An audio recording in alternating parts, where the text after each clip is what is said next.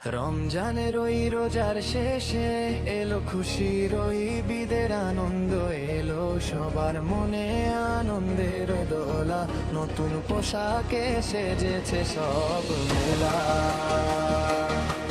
গেল